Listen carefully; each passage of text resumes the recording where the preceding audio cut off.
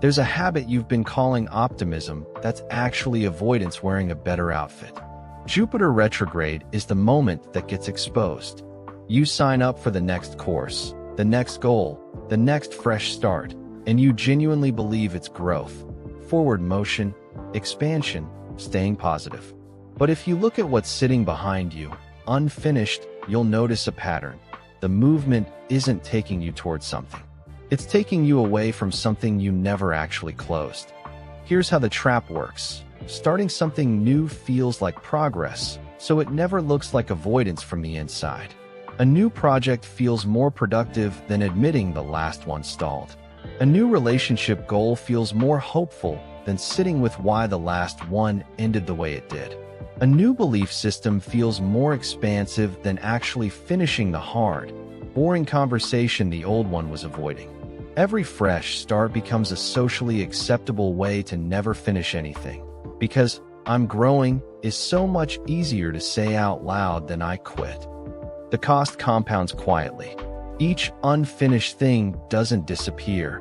It just gets buried under the next optimistic beginning. Years later, you have a trail of half-built businesses, half-read books, half-healed relationships, and half-formed beliefs, and none of them ever got the ending they needed, good or bad. You call yourself a growth-minded person, while secretly knowing you can't actually name one thing you've seen all the way through and longer than you'd like to admit. Ask yourself honestly, what's one thing you quietly abandoned midway and then relabeled as not meant to be, or the universe redirecting me? Instead of just admitting you stopped, not the polished version you post about, the actual list, the one with more items on it than you'd like to count. Comment the thing you started with real excitement and never actually closed. Not finished, not quit on purpose, just still open, gathering dust, waiting for a decision you've been avoiding by starting something new instead.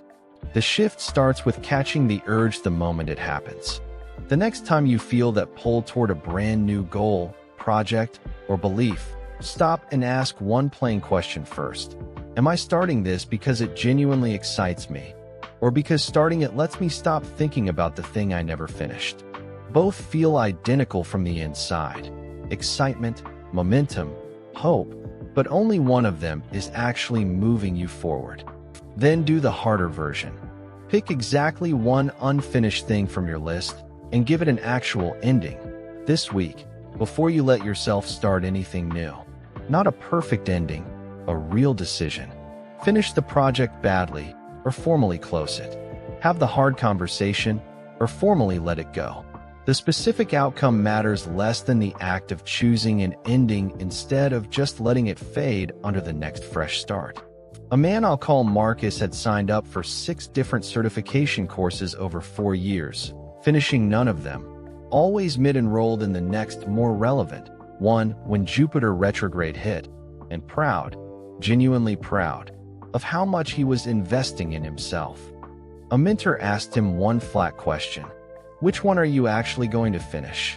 Marcus started listing reasons the newest one mattered more, then stopped, mid-sentence, and admitted out loud for the first time that he'd never finished anything on that list, not once.